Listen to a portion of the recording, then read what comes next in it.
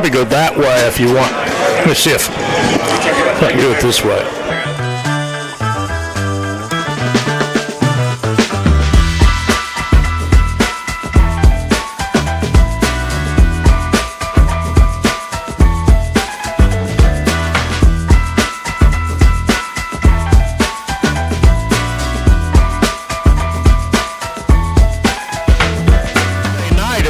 It's beyond the Barracks, and that means that we're at El Jefe here on King Street in downtown Charleston.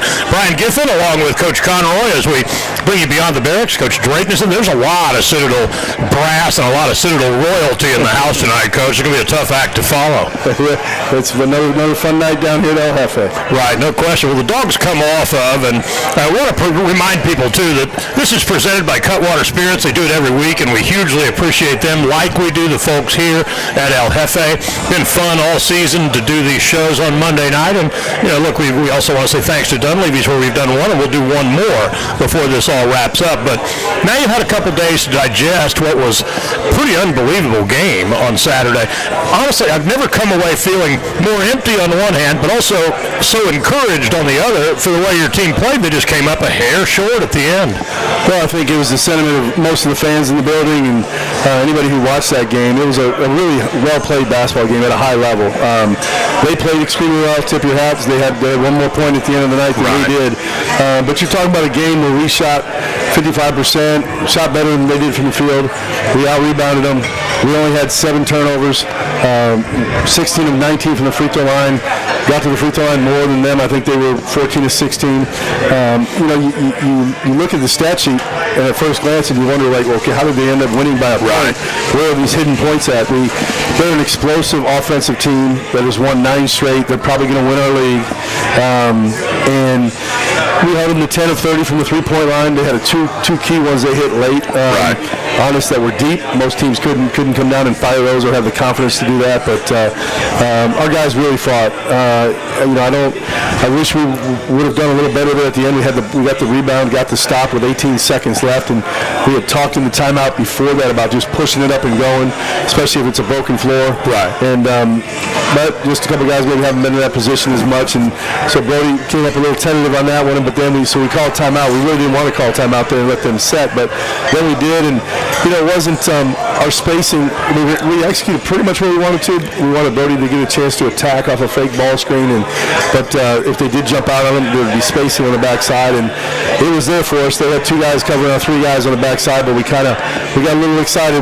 The ball sometimes in late game situations can be a little bit of a magnet, and before you realize the players are creeping close to it instead of staying spread. And I really thought that was going to be a swing to Shola, swing to Paxton, swing to Colby in the corner for the game-winning shot, or Christian on the backside for a rebound, and we just got a little congested on that backside, and so we didn't get the great look we wanted to, but we played it right to the end, made it a photo finish, and just didn't quite get it done. But love the way our guys are continuing to improve and get better. Again, we had 2 freshmen that started lineup with Eze and Christian. Those outside of maybe Duke. I don't know. I mean, the way basketball is now, it sounds crazy to say this, but I don't know of any team starting a freshman point guard and another freshman in the starting lineup. They just don't play anymore, and they don't get recruited anymore. It is all about your seniors and grad seniors and that type of thing. And Chattanooga had 10 guys getting recognized on senior night, but the thing is they'll have 10 more next year because they'll replace them with older guys. Nobody's even hardly looking at the freshmen. We did sign 2 in the fall that I think will be terrific for us. And one of them, Marcos Gonzalez, just received an unbelievable honor, but he was just named Catholic League Player of the Year in the city of Chicago, and his team is ranked number 2 in the state. So really, really proud of him in the year he's had. It's a family and a guy well. It's Rick Pitino, who the other day was talking about the fact that you don't when guys move on and guys graduate or whatever it is, move on to the NBA or whatever it is they do. It's like you don't even really go recruit players to replace them anymore. You just go out on the portal and go get what you need. That's the nature of the game. it was really just about, unfortunately, they don't, it's not about the academics, not about the experience, not about the coach's system, not about those things. They're all way, way down the list. It's just about the money that you have available. It's just become that. And the sad part of that is even if you go recruit a high school senior, what they really want to know is what kind of schedule you're going to play, what kind of stage you're going to be on so that they can prove themselves and then move on. Right. So it's, and go get the money then. So it's really changed things in a hurry. As Coach Patino said, they asked him if a five-star recruit, the highest-rated recruit in America, called him and wanted him to come to St. John's next year, would he take him? And he, without hesitation, said no. Yeah. Because he's got to replace three really, really good, fifth-year guys right now, and he wants to continue to stay in the hunt for a national championship, and he probably wouldn't put the money in a freshman who, as good as they could be, there's only a couple Cooper flags out there, but even as good as they are, like, you have to have those other guys around them to win at this level.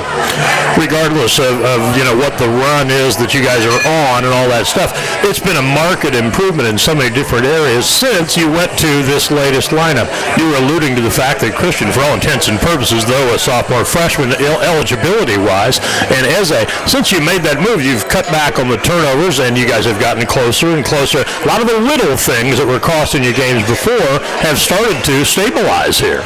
Well, and you bring up a really interesting point. I want to build this thing, and I really do. I want a base. I want to build it with cadet student athletes. Right. But in order to do that, at some point you have to break the cycle. And if you continually go, and again, young men want to come here and know they have a chance to win.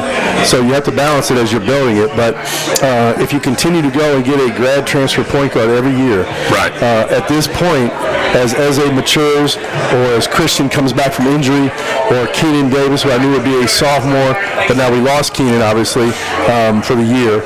But those young guys, as I went to go and sign, do I sign another guard over top of them and safeguard us against injuries but potentially stunt the growth of those three guys that are really, really outstanding cadets and student athletes and what you want?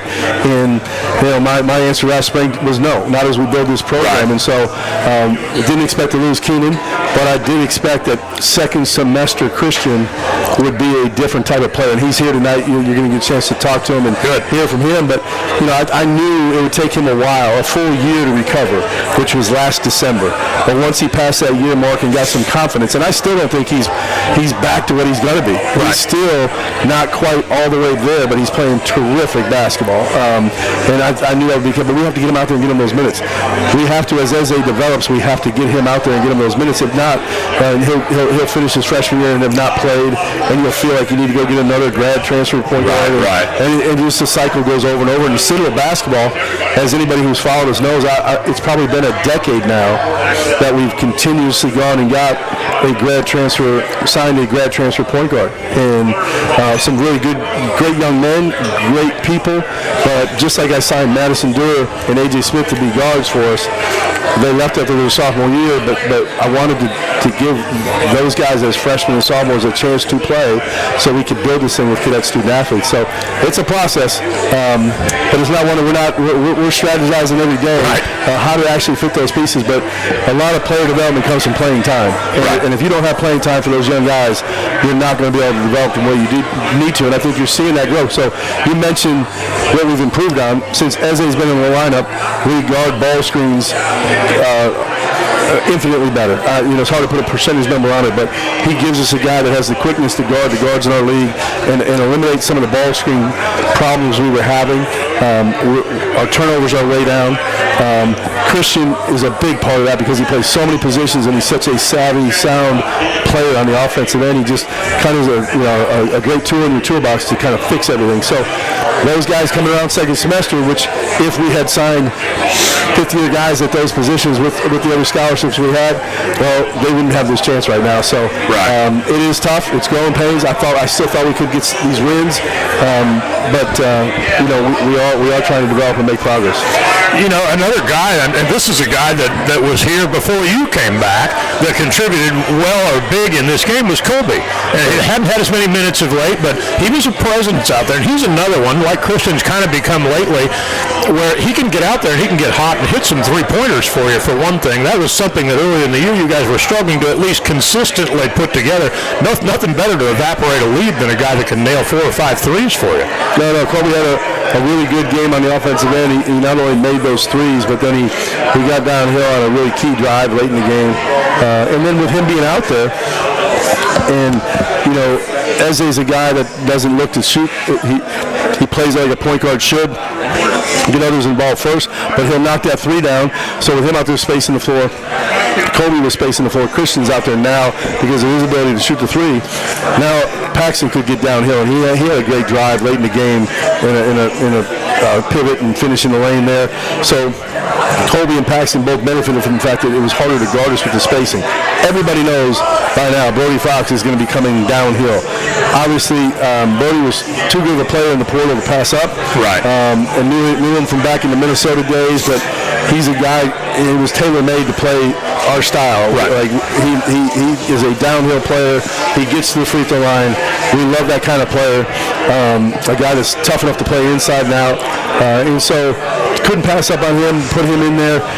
Brody, by the way, and he's here tonight as well, but Brody led the country in free throw attempts last year. Right. And made him at 72%. Yeah, so right.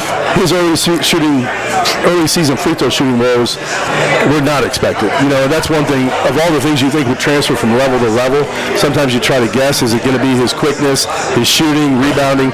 You usually think that rebounding, because of a guy's nose for the ball, and also obviously their free throw shooting, that those are no-brainers going to transfer to the next level. Right. You shoot 72%. I don't care where you're shooting, that's 72%. Well, for Brody, that didn't transfer first semester, but you see now that it is. His last 5 or 6 games, he's been really good.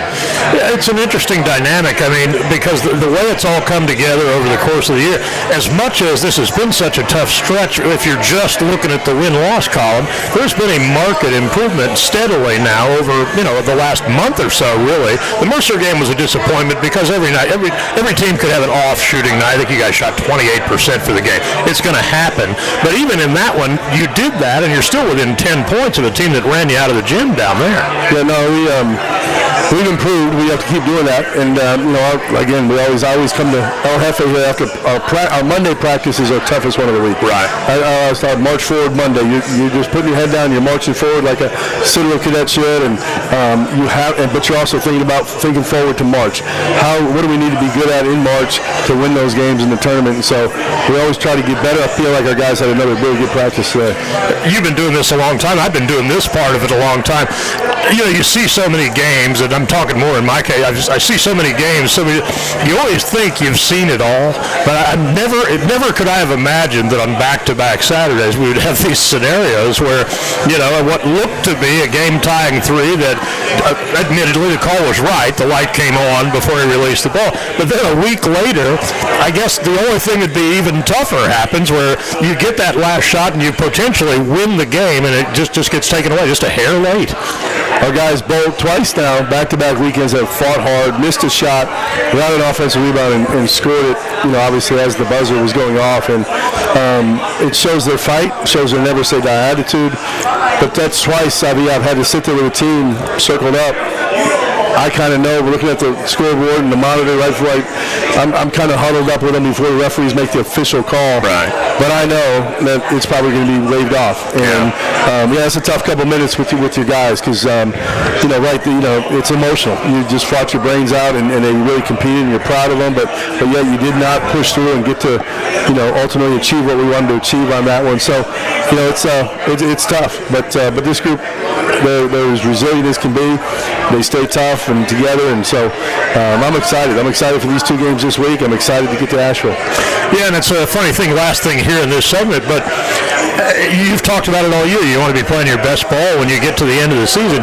It's feasible to think you could have a really rough season in conference play, a rough season overall, and you might go in and knock off a team or two in the tournament because it's not who you're playing, it's how you're playing. A team of 4 straight days. Right. That's what we got to get done. It's been done before. It can happen.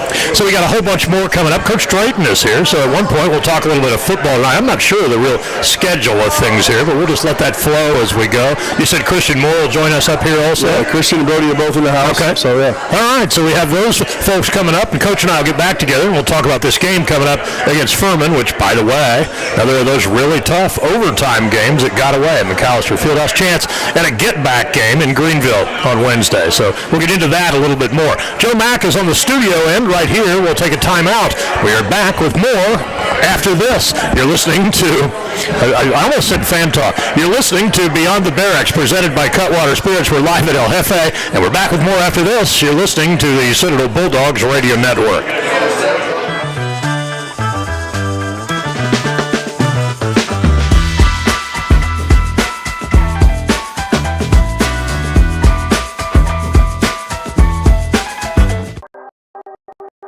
I'm Brody Fox. I'm a grad transfer student here at the Citadel. I'm from Matamidi, Minnesota. I would say I started playing for as long as I can remember.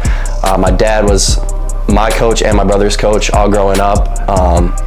So I don't really remember when I started playing, but it's just been my whole life. Before my time here at the Citadel, I played 4 years at University of Wisconsin Stout, where I ended up getting my degree and then transferring here for my last year at the Citadel. Yeah, I would say on my visit, just the connection I made with the coaches and former and past players, as well as Charleston being a city that I wanted to live in. Yeah, I would say honestly just the weather and having beaches coming all the way from Minnesota. I'm curious what the summer is going to be like, so definitely the weather. Yeah, I'd say just a hard-working player that's going to do the right things on and off the court and just honestly works hard and just does what he needs to be do for the team to win. I'm a big, I would say, slasher and just aggressive getting to the rim. LeBron James. I would say listen to music, chill out with friends, FaceTime with friends back home and family as well.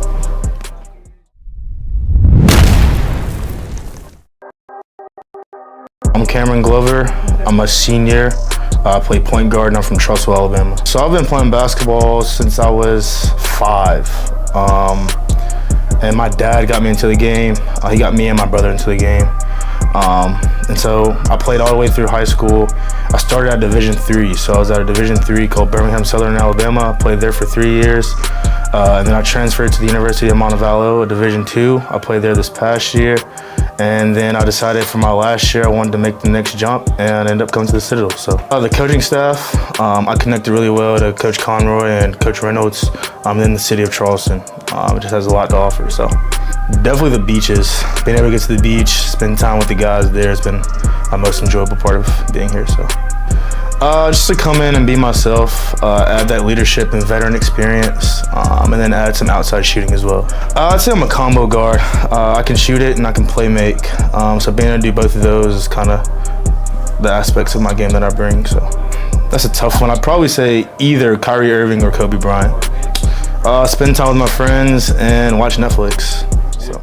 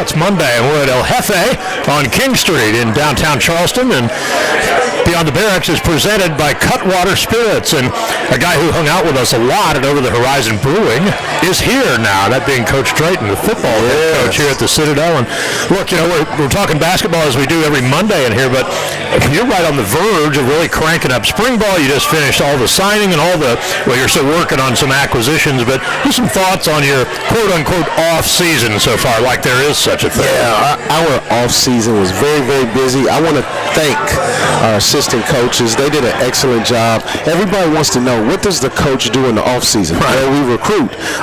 We spent 37,000 miles on the road during this recruiting cycle. We had 10 coaches on the road. Their average workday length, and this doesn't count sleeping away from home, their actual workday was 10 and a half hours. We spent 44 nights with friends and family, right? We didn't get hotel rooms because we're conscious of the budget. We only spent 15 nights in a hotel. Wow. And doing all of that, we signed what I feel is a very, very strong class. 25 young men from the state of South Carolina. The state of South Carolina this year was very rich in FCS talent. 3 from Florida, 2 from Georgia, 1 from North Carolina, Virginia, and Maryland, and then we took a young man from Ohio and Texas. So we're excited about that. A lot of emphasis on the big bodies this time around as you look to solidify your fronts, right? Absolutely. The game is won in the trenches, and we believe in recruiting length, and we believe in recruiting guys that have mass. Anytime you have mass, you can move another human being, and that's the name of the game right now. We talked a little bit about this during football season, too. Size, strength, footwork, and all that aside, there's a great quality in offensive linemen that you love to find, and that is a little bit of nastiness. A guy that wants to go out there and dominate his opponent, not just do his job. Absolutely. So we recruited young men from winning programs, guys who know how to win. So to win championships is more than being in the weight room. It's more than running extra sprints. It's something that's inside you that has to come out of you in a contest. I'd love to take a look or talk a little bit about this schedule that's coming up. I mean, obviously that's a long ways off. You got a whole lot of stuff to do between now and then, but the whole idea is you play the best to become the best, and you've got to really even the D2 that's on there is a perennial championship level program in Valdosta State. Absolutely. We have one of the toughest schedules in all of FCS, and it's by design. We're not running from it. We're not shying away from it. When we signed this contract 3 years ago, we were excited about getting this matchup. In order to be the best, you have to play the best. And it's bigger than just us on the field. I want our administration. I want our fans. I want our players. I want the community to see what it's like to have a national caliber program to come into your stadium. North Dakota State has won 10 national championships, and they're going to bring a big crowd with them. They just won the national championship this past year. You talked about Valdosta State. They are the Division II runner-up, and then you look at the rugged Southern Conference. It's getting back to where it used to be. We have a very, very, very tough schedule, and we're excited about it. And one of the non-conference games is a trip to Ole Miss, too, by the way. Yeah, they dropped 77 on Furman last year. Right. Yeah, I love saying that. You look back over the course of this last season, and obviously, we always dissect these things of what woulda, what coulda, what shoulda. You're really a handful of plays from having been able to win 7, maybe even 8 games. Absolutely. We're 6 points away from winning 7 games. Right. And that's okay. We never ever blame the officials. We don't get into that. But we just have to find a way to overcome and adapt in every situation. The Bulldogs take on Furman on Wednesday. Yeah. In the time I've been here, I know all about the rivalry too. And in the time I've been here, no opponent have we had more frustrating games that we've lost to than Furman. A couple of overtimes last year and this year, both at McAllister Field. Now, they beat us a little bit more, up there last year. But then that football game, the crazy football game, we had a 16-3 lead in the second half, and it just gets away. And obviously, you never blame officials, but there was a botched call that didn't help in there. Yes. Now, it was on you guys to basically overcome that. Okay, well, they're not going to beat us with it anyway. You're absolutely correct. And I do, for the Citadel faithful, for those who bleed blue, I will talk about it. We did receive a letter, after the game saying that they missed the call. But so what? Next play.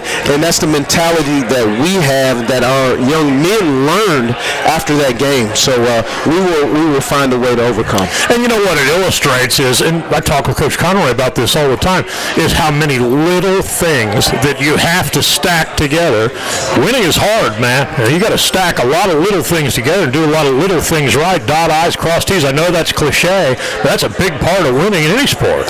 Absolutely. Winning is hard. And we're at the point now where, year one, we were just trying to tell these guys how to rotate during drills, how to teach receivers how to catch the ball. Yeah, little things. So now, and I told my coaches this today, hey, we are coaching the finer points of football now. So we have to maximize this time. The other portion of that is you will grow as a program as fast as your pupils, your students, your players trust you. Right. We will grow at the rate of trust. Right now, we have their trust. Year one, year two, they're like, I don't know. This guy's he's a little off, he's so to speak. So, but now we have their full trust. So we will continue to grow. We'll grow at the rate of trust. And for the class that I talked about, as soon as we can get them and dig into our heels, dig into the program, and they trust us, we're going to continue to grow at a high pace. One of the things that you're blessed with is considerable experience in this program, on this team, in guys that still have eligibility, guys that have been names I've called a lot the last couple of years. And how many of them you bring back? Maybe you can tell us a little bit more. I know you did tell us that Javante Graves-Billups had opted to go and take an opportunity, which you understand, but you also have a lot of other guys that do have eligibility, and you certainly can bring back. Yeah, well, let me tell you this. JGB, Javante Graves-Billups, decided to come back. He's going to forego his opportunity to stay in Charleston, be a part of this program, and be a part of the Citadel faithful.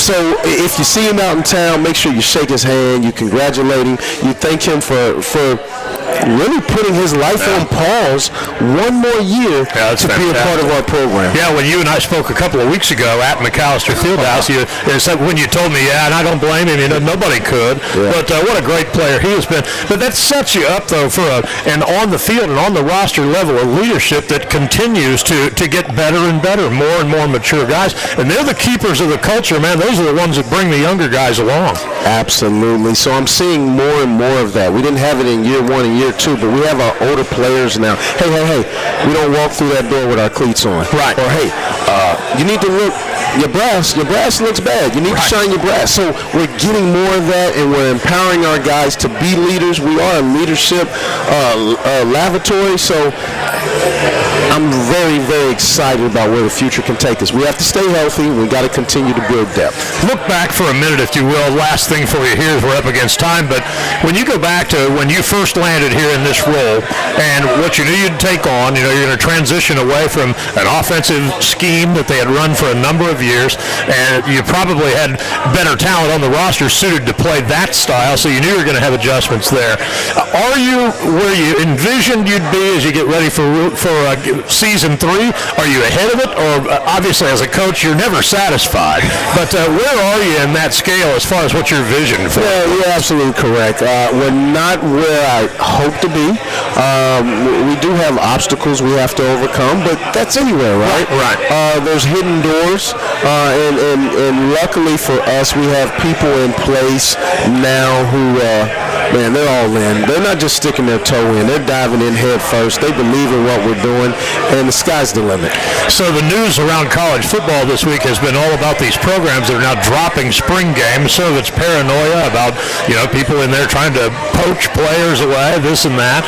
Other programs are feeling like, I think I read Steve Sarkisian said that, he was afraid guys might get hurt, stuff like that. But the Citadel's having a spring game. It's spring game entitled. It's going to be a glorified practice. We're real big on family in our program. And I tell our coaches, if you have anything going on with family, you can miss a practice, you can miss work, and obviously you will put in your vacation time, guys. Right. All right. But I actually won't be there on April 5th. I'm taking my daughter to Duke University. Oh. That's one of the schools that's on her list. She's high academic. So we're gonna be great fathers. We're gonna be great human beings, and that's just part of it. So to answer your question, we're not having a traditional spring game. Right. It's going to be more of a glorified practice. It's also our junior day. We opened up the portal for junior day today, and we have 72 guys that jumped in already. So that thing is going to be several hundred people. And the one point you talk about April the 5th, that's just one of all the spring practices that you have after all, since as you said, it's basically a glorified practice. Coach, appreciate it as always, my man. I'm excited to get at it. I'll probably be out there on April 5th, even if you won't. Yeah, maybe I'll honorary head coach. Yeah, can you imagine? It'd be the only time ever that somebody had lost a spring game that wasn't supposed to be. No, I'm kidding. But appreciate it as always, yes, and we'll look forward to more and more as we go, man. Thank you so much. All right, thank you, and go Dogs. Yes. We'll take a break. We'll have more of Beyond the Barracks right after it. You're listening to Beyond the Barracks. It's presented by Cutwater Spirits, and we're doing it at El Jefe here on King Street. Back with more after this on the Citadel Bulldogs Radio Network. My name is Shola Adebisi. I'm from Alpharetta, Georgia. My position is forward, and I'm a junior. From my childhood, my two older brothers, Tawani and Kaude, they were the ones that put basketball in my hands, and since then I've been playing basketball. Once I got into college, I was a regular student at Florida State for a couple of years, and then I walked onto the team there, and now I'm at the Citadel on scholarship. I chose the Citadel because when I came on my visit, I met all the coaching staff and a couple of the players, and it felt like everybody was close together, and I wanted to come to a situation where the coaches and the team felt like a family. So far, I would probably say the food. Every restaurant I go to in Charleston, there's always great food, and the weather's pretty nice too as well. For me, Bulldog fans can expect a lot of intensity, athleticism, and just a passion for the game of basketball. LeBron James, that's the easy answer.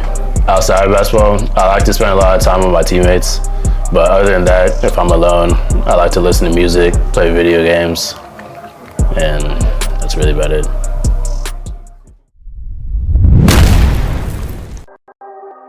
I started playing basketball around 5 years old, played in a very small town in Massachusetts, and then I went off to high school at Wilbraham Munson Academy, boarding school up in Western Massachusetts. Played there for all 4 years of my high school, and then also played AAU with Expressions Elite out of the Nike EYBL, and then played my undergraduate career in college at Worcester Polytechnic Institute, which is in Worcester, Massachusetts. I chose the Citadel because I thought it was an incredible opportunity to get my master's degree. I'm getting my MBA along with playing Division I basketball and being challenged on and off the court. Charleston's a beautiful city. I absolutely love that it's on the water, the beaches, the golf courses, along with all the people in the small, intimate city. Bulldog fans can expect that I'm a workhorse. I'll leave it all out there on the court. I'm gritty, and I'll give all my energy. I'll be a great leader, along with helping the team. Anything I can do to help the team win. Yeah, my playing style is a little different. I'd say, like I said, I'm very tough, looking for contact, trying to be the most physical player out there. If I had to do a comparison, I'd say Nikola Jokic. However, definitely a more physical play style rather than the touch and finesse that he has. My favorite player growing up was Kevin Garnett. Really liked his big dog, tough mentality. I wouldn't say I'm that much of a trash talker as much as Kevin Garnett. However, he was definitely the toughest guy on the court. Outside of basketball, I love to read and write, along with go to church, and then from there just chill with my guys around here, as well as my friends from home.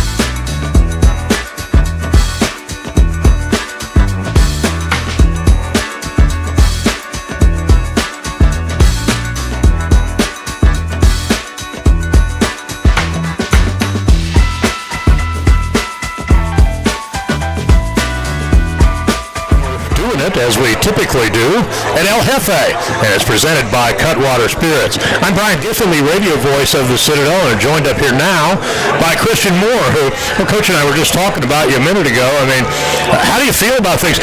So you move into where you're starting games finally. This has been quite a process as you've recovered from all this, but it seems to me like you're getting more and more comfortable every game. You're starting to find your range, even from three-point land and all that. Just some thoughts on the progress that you're making. I just feel like I've came a long way this season, because I remember the start of the year, I wasn't necessarily 100% healthy, but now I feel great out there. Like, I'm not even thinking about it anymore, and my shot's starting to fall, and it's just, I feel like it makes me a really dangerous basketball player, because teams have to guard me in a way where, like, they have to give up something. A lot of them just want to run me off the three-point line, and it opens up lanes to the basket, not just for myself, but for my teammates. So I honestly think I've come a long way. Honestly, I'll get into this with you right away, because we were talking about it off air. This last, the last couple of seconds of the game the other day, take us from the on-the-floor perspective through this sequence at the end of the game. That was the craziest thing, that the second consecutive Saturday, you have a shot at the buzzer in both cases. One would have tied, one would have won the game. Both cases, they get taken away. That's crazy. Yeah, I think I give props to Chad. They defended our action really well. We were trying to get to the basket, but they were ready for it, and we were able to get a shot up, and I just wish we had it one more second, because I was able to save it back in, because I remember I just saw the ball about to go out of bounds, so I just went up, I tried to just throw it back in, and it happened to hit Shoal's hands, and it went in, and I was like, I was worried about falling out of bounds, so I was looking around, and I was like, wait, we just scored? And then I got really excited. I was like, we just scored. But then I watched the replay during the game, and I was like, yeah. And, to be honest, I mean, it's really easy for people to get on officials and stuff like that, but I think in both cases, sadly, they made the right call. It's just the same as it's a game of inches, it's also a game of milliseconds sometimes. Unfortunately, they did make the right call. Sometimes, even as a player, you're just like, mess up one time for us. But so let's talk about the fact that, look, earlier in conference play, we remember really from the Vanderbilt game on, there was a spell in there where it went really, really tough at the beginning of conference play, but that's not been the case in the second half of the conference at all. You haven't got wins to show for it, but you've gotten incrementally better, and you've been in so that out of these 19 games, you probably should have won 9 or 10 of them. Yeah, but basketball is one of those games where it's like sometimes your shot falls, sometimes it doesn't. Right, exactly. It's really about the process. So the fact that we're getting closer in scoreboard, like, I guarantee you, teams like we might be 0-16 in conference. Teams don't want to play us come tournament time. Yeah. Like, we are a dangerous team, and they know it. So I mean, especially because we could be one great story. Like, we're 0-16, and then we go to the tournament and we make some things happen, and we could be a great story. And to be honest with you, I mean, it's not beyond the realm of possibility to see that happening, because now, okay, the Mercer game, you guys struggled as a team shooting the basketball. It's going to happen on occasion. I think you shot 28% for the game, but you still, against a team that really had their way against you over there, you still hung in there and were within, really, it's a 2-possession game until the last couple of minutes of it. And even though that one was, so you overcame almost the shooting 28% by playing good defense, not turning the ball over, things like that. So a lot of these little things that may show up favorably in the stat sheet, but haven't yet in the win-loss column, you guys are doing better, and that's a great sign as we're here at the end of the season. Yeah, it definitely is, especially Mercer, because I think I got called for a charge on an iffy play that I thought should have been a block. Right. And it's a 6-point game at that point. I hit those 2 free throws. There's a minute 30 left, and it's a 4-point game. Right. And, like, the fact that, like, so realistically, like, we scored 52 points that game, and we lost by, it really should have been 6 before we started fouling. Right. So if we can score, like, we're holding teams to below 60, and even on our off nights, like, it shows that we're a dangerous team, and we're adaptable, and we're battle tested. Talk about the confidence. I mean, you guys went out on the floor with Chattanooga. Everybody before that game would have figured out Chattanooga 8 in a row, all that. But it didn't look like you guys even blinked at all. Is there added motivation? Yeah, okay. Well, everybody thinks they're going to run us out of the gym, and we're going to show them something else. There definitely is added motivation, especially since, like, we were there senior night. We kind of want to have that, like, we want to be the spoilers. Like, we don't want you guys to have our senior night versus us. Right. So it definitely adds some motivation. I mean, we believe we can play with anyone, rightfully so, because we've shown it, we've proved it. Like, yes, we don't have any wins to show for it as of yet, but teams, like I said before, teams don't want to play us, rightfully so. Yeah, we're just now, 2 more regular season games after this one tomorrow. and then it's on to the conference tournament. It'll be interesting to see who you do draw in the first round and see how it all shapes up, but it's likely to be one of these teams down the stretch that you've had these crazy nip and tuck, overtime, whatever they are, games with, and then it's anybody's ball game. It's anybody's ball game. Like, we could go down to Asheville, we could see VMI, Furman, Mercer, any of these teams that we've played before, and it's 0-0. Your win-loss record doesn't really matter at that point. It's us versus them, and one team's going to come out, and I'm really excited for that, honestly. What's the communication like on the floor and then really on the roster, team guys, where it relates to this tough stretch? I mean, it's apparent watching you that it's almost like there's just an added level of determination. There is no resignation. It's more like they figured out gradually how much harder and harder and harder they have to work, and you're almost there. Yeah, we are chopping wood. So yeah, like as a team, we never put our heads down. I mean, like when you lose games by we lost Western by 3, right. we lost to Furman in overtime. When you're losing these close games, you know you're not far off. Right. You're 1 or 2 plays away from winning these games. So it's not like we're losing by a whole lot of points. Right. So it honestly just adds motivation because we all understand just how hard it is to win games at the Division I level. We collectively understand that. So that's going to make it so much sweeter when we do get that win. So we've talked a lot about the fact that you missed most of what would have been your freshman year a year ago, and of course really got going as this year continued to go on and have hit your stride here later in the conference season. But when you look back over it, even though your opportunities on the floor were limited by that injury and that amount of time, I would guess that you would tell me you developed a lot as a player and probably as a man going through all that too, because you see all these things from a little different perspective while you're trying to heal up. And you get where I'm going with this? Yeah, I definitely learned a lot while being hurt. I got to sit on the sidelines. I kind of got to have the traditional red shirt year, just sitting and watching and just getting stronger and just working on my, obviously I wasn't able to jump and things like that, but I was still able to work on my game, and it all has come full circle, honestly. Now I'm one of the guys that people look up to, and I'm finally playing well, so it's just really exciting in all honesty. I was going to ask you that next, from a communication perspective on the floor, and I can see some of it. Most of the time I'm in a courtside, so I can see a little of the communication, but have you become more vocal and more assertive as you've gone along and have played more and more of a role? You're typically among the leaders, if not the leader in minutes. You're right there in scoring and all that stuff. Does that make you kind of just naturally as a leader want to be more mentor-like on the floor too? Yes, I definitely try to be more of a leader towards some of the younger guys, especially now that some of them come up to me and ask me one of the questions I've really had is a lot of guys ask me, what did I do to get out of my slump? Because I believe prior to the Vanderbilt game, I was 1 for 15 from 3. Right. And I could have gotten upset, put my head down, gave up. But I just got in the gym, I started learning more, and started working on my game. And a lot of the guys have asked how did I gain that confidence again? And I've honestly been able to speak from a personal perspective that I've never been able to do before, and it's honestly helped me, and I hope some of the younger guys as well. So now you weren't sitting here last week, but I made this deal last week, and I'm going to make it again. Now I'm not going to Furman with you guys tomorrow. I have to go separately because I have a baseball game at 5 o'clock tomorrow. Yeah, crossover season is back. You guys win this game Wednesday. Next Monday, I'm going to ride that bull over there. Well, actually, I think we will be at another location doing the show, but I'm going to come back and ride that bull if you just win this game tomorrow. Okay, well, we got to get you on the bull somehow. Yeah, man, that's right. Christian, I appreciate you, brother. It's yes, really sir. great to see you playing well, and let's go to Furman and get a win. Let's do it. Why not? All right. Christian Moore spending time with us here on Beyond the Barracks. We're live at El Jefe, and Beyond the Barracks is presented by Cutwater Spirits. Back with more after this. You're listening to the Citadel Bulldogs Radio Network.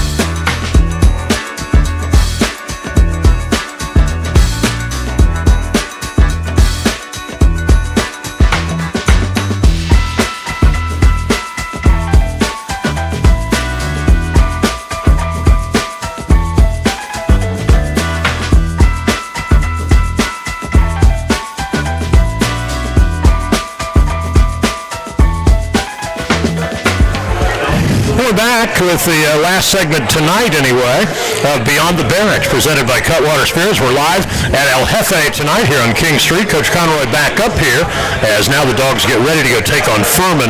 Game that'll be played in Greenville because Timmons Arena is undergoing a massive renovation up at Furman, but obviously a program you know very, very well. Had a great game against them, one that unfortunately didn't end the way you wanted it to.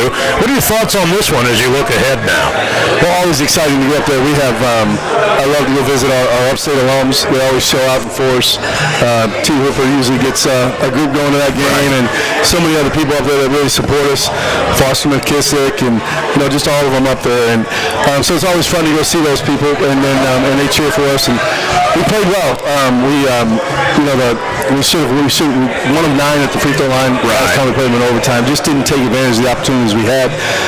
Bob Ritchie does a great job with their program, and obviously the place I used to coach, and so a lot of friends are on campus. So it's always exciting to go up there and compete against them, and I'm sure it'll be another one of those games that hopefully comes down to the wire. Yeah, and it was an overtime game that Furman kind of escaped here with back in January, and obviously one of those among these that was so close and just didn't quite get over the top. It was great to have Christian up here, and it's not surprising at all that his outlook on all this would be what it is, and it kind of mirrors how everybody else has been. There's nothing other than just good old-fashioned, let's just work that much harder and let's just keep grinding away at this thing. Yeah, Christian is an interesting one. He obviously a Furman legacy. His dad played against, I can remember vividly playing against his dad. His dad and my dad grew up in the same neighborhood on the south side of Chicago. So I can remember playing against his dad, and for Christian going back up there and playing as well as he is right now, I know that'll be exciting for him. How much in the course of time, and I mean, obviously that's one example. You talked earlier about Brody when you were at Minnesota. You obviously know people a long time sometimes before they end up coming to play for you. It's interesting how all that stuff comes full circle when you're building a team. It's one of the most enjoyable things about the whole profession of coaching basketball and being involved in it. It's a small world, and there's connections all over, and I've always enjoyed the recruiting aspect because I like to get out and meet those people and make those connections. So that's exciting. I'll be fired up for Christian to get up there and see that, but our other guys as well. Just go up there and feel their love from the upstate alums. A lot of those guys. I always think about Charlie Baker back here in Charleston. I know he'll be listening on the radio and tell him to hit him in the mouth. right. So it's a long-standing rivalry, which we're fortunate to have several, as I've mentioned before, that are considered rivals. But that's another one, and great to have that on the last week of the year to go play them. I was telling Mo about this earlier. For whatever reason, I'm sure just coincidence, but in the time I've been here, we've had some of the more frustrating losses against Furman just because of the manner in which they've happened. The football game last year is a good example. You have a 16-3 lead late in the second half, and it gets away. And then, of course, the game against them here in overtime, the game against them last year with the Cadets packing the house at McAllister, that one goes overtime. And there have just been some of those where you feel like you're right there, you feel like you're going to get them, and at the time I've been here, we just still haven't got them. Well, we need to change that in a couple of days, 48 hours. So, but no, like I said, very talented, well-coached team. Did not, they lost one game in the non-conference, and they're really carrying the flag for the league, and they've fallen on. They've lost a few here in league play, but a very talented team, well-coached. If we don't handle their speed, every time we play at Furman, it's the pace which they run their offense and the speed that they get down the floor, and how quick they can hit you with some threes. That is what we really have to make sure we don't get back on our heels. I thought, especially against a team as explosive as Chattanooga, we controlled the tempo about as well as you could. I think there was 59 or 60 possessions in the game. That is, that's what I would have signed up for before that game. Sure. I felt really good about that number. If that number gets to 70 or 75, then that's probably going to be in the Chattanoogas and the Furmans and Sanford's win column. And so the fact that our team is starting to understand how to manipulate the game, how to control the pace, meaning we run when we want to run, but we don't let you run, and get those possessions down a little bit, so that our lack of depth and things like that don't affect us. Pretty noticeable, just calling the game from courtside, that your guys moved really well on the defensive side and really stayed with their shooters pretty well. And that's a team that 4 straight games now, 20-plus assists, so they're distributing the ball around. They got some open looks, but you guys moved around and got on them defensively pretty well, all in all.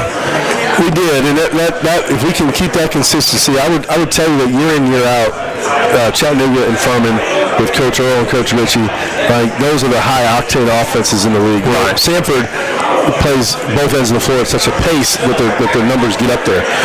But as far as executing half-court offense and scoring in transition, Furman and Chattanooga are as good as it gets. So we'll have to do that same effort again if we want to have a chance to win this one. And we've been successful. We've controlled the game from the offensive end 3 years in a row really at our place.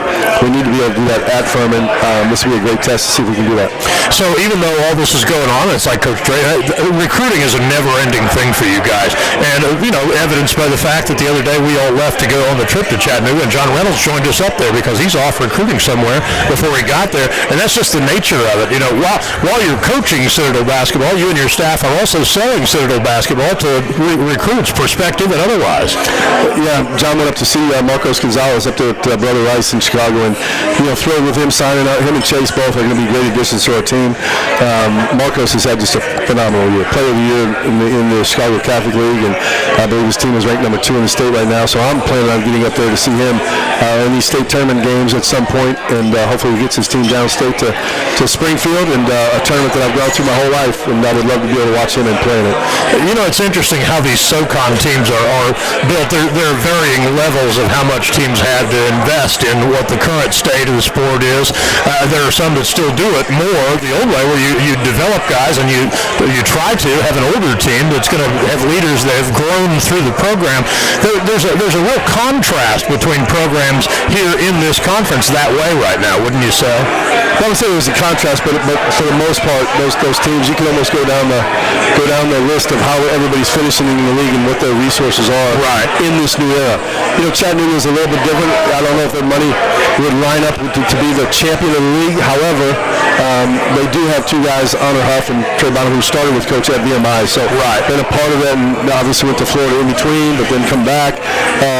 So maybe not have the money some other guys have, but they certainly have the continuity of being with them, and they've worked put that roster together. It's still, even though you have money, you still have to put the roster together. So those teams that do have a lot of money, and you see that around the country. Right now I would say, everybody, obviously everybody knows Bill Self is a Hall of Fame coach, but of course, that team right now is struggling a little bit for the money they paid out, and there's other teams that are maybe overachieving a little bit for the money they paid out, but because you still have to put that roster together. But that is the number one thing players want to know now, how much they're going to get paid. Yeah. It's so much less about the recruiting, going out, watching them 4 or 5 times, using all your contacts 7 times, going in the home or going to see them live, developing that long-term relationship over 3 or 4 years. Those days seem to be gone. It is more transactional. The portal opens on March 17th. There will be thousands of players going in on that day. There will be hundreds signed by March 18th, 19th. It will be that fast. Yeah, it's just crazy how it's changed. It's an interesting dynamic, because having the resources doesn't necessarily guarantee success either. It's really, you talk about roster building while you're, of course, looking for ability. A guy that can do this, a guy that can do that, a guy that, but you're also looking for what's in here. I'm pointing at my chest and I'm pointing at my head, the heart and the smarts, and from a chemistry perspective, guys that will fit your culture, what you're trying to do, and that you feel like will give your program the best chance to win, besides ability. I would say that in this era, it's much harder to miss on talent. You have almost everybody you're signing for those other, not for us necessarily, but those other schools. When you're bringing in 12 and 13 guys a year out of the transfer portal, they have a track record. You can see them on film against people your level, and you can translate the talent pretty well. What you don't know, as you said, is how will they adapt to this role? How will they be team chemistry with these other guys? And that it happens. It's so transactional. You don't have time to get to know them on that kind of a level. Right. So that's where some of the mistakes get made. It's more of the, how does this whole thing fit together? But it is what it is. The biggest thing probably facing us coming with the new rules is right now they're talking about junior colleges and maybe even Division II, Division III, but junior college for sure, where 1 or 2, the 2 years you're at junior college, either one or both of those years, will not count toward the eligibility. So it would be very hard to convince a high school player with the money that's out there potentially to not go to a junior college because his clock will not start. Whereas if he comes to play for us, his clock would start. He would lose a year of eligibility. And the money is getting so high at some of the Power 4, Power 5 leagues. They're going to probably delay their entry into their clock starting as long as they can. And if it's 2 years of junior college, then that's what it'll be. Terry Bass and I were talking about this on Fan Talk this afternoon. It's at a point where, guys may want to hang on to their, because of NIL, especially in the really upper level programs, guys may want to hang on to their eligibility as long as possible because they might be making more money in college than in the G League. That's how skewed it's definitely making more than they'll make in the G League, and most times making more than they'll make over in Europe if they're not an NBA player. So they're gonna hang in there. The numbers, right now, a lot of Power 4, ACC, SEC teams and above, you're talking about you have enough money across your roster to pay 4 or 5 guys $1 million or more. Well, they're not going to make that overseas, so they're going to hang on. And we've had examples of that all across the board, whether it's guys that have transferred and have made it to an SEC or ACC school, and they're now getting $500,000 and above. They're not going to make that anywhere else in their basketball career. It's a crazy thing to think about. And you alluded to Bill Self, and you talked about Kansas a little bit earlier. Indiana is another one. Now, Mike Woodson's leaving there, but that's one from a resource perspective that is among, the highest in terms of resources in the country, a storied program. So it's just a good example that regardless of resources, if it isn't constructed right and the pieces don't fit together right, it's not always a guarantee of success whether you invest in it or not. Not a guarantee, but they still could be an NCAA tournament team, and they showed beating Purdue yesterday how good they are. But at the same time, like the college basketball season is 31 regular season games. It goes like a blink. Yeah. And if you were to take that team with Coach Woodson or any of those teams, Coach Self had this team for another year afterwards. Right. They would find a way to play that team needs to be able to play. But it just takes time. Yeah, that's a year. One year, that's hard to do. Yeah, and that's what I say about our situation right now.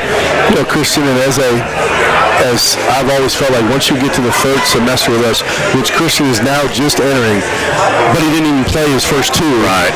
I think that's when guys really start to take off. That's when we've seen those big jumps with the past of Cam Wells and Zach Urbanus and Austin Dawn and those Demetrius Nelson, those kind of guys. Yeah. In the same way all of our stops. And so it takes time. And unfortunately, a lot of times for this current season, so we can get on a roll. Purdue's lost 4 straight. You get on a roll one way or the other really, really fast. Well, appreciate it as always. And look, while we have a second here, I want to say thanks to El Jefe, since we will be at Dunleavy's next week to wrap up our Beyond the Barracks for basketball season. Anyway, we want to say thanks to Roy and everybody here at El Jefe for hosting us. They've been great all year. They've been great. Roy's fantastic, and encourage anybody to come down here anytime. He's got a great banquet and facility out back that he uses for a lot of things. Comedy night in the summertime, amongst others. But I should have been on that bull at comedy night. Just a lot of great. Yeah, we were 1 point away from putting on that man. I'd have willed it too. Oh God, we should have got that done. Coach, appreciate it as always. We'll look forward to catching up with you on Wednesday prior to the game, and we'll hopefully get a win for the ride back. Thank you. Good dogs. All right, Coach Conroy, and that'll do it for us. I want to say thanks to Joe Mack. I want to say thanks, of course, to Coach Drayton. Thanks to Ryan Alardi. Thanks to everybody here, Citadel related, that came and supported this show tonight and has been here all year. Thanks to all of you for listening. Thanks all of you for watching. I keep forgetting, man, this is a visual medium too. And that will about do it for us. There, is that better? That'll do it for us. Thanks a lot. We will talk to you tomorrow for baseball, everybody, on 102.1 The City. Pre-game coverage begins at 4:45. Yeah, man, that's the audio medium, visual medium thing. That'll do it for us. Bye.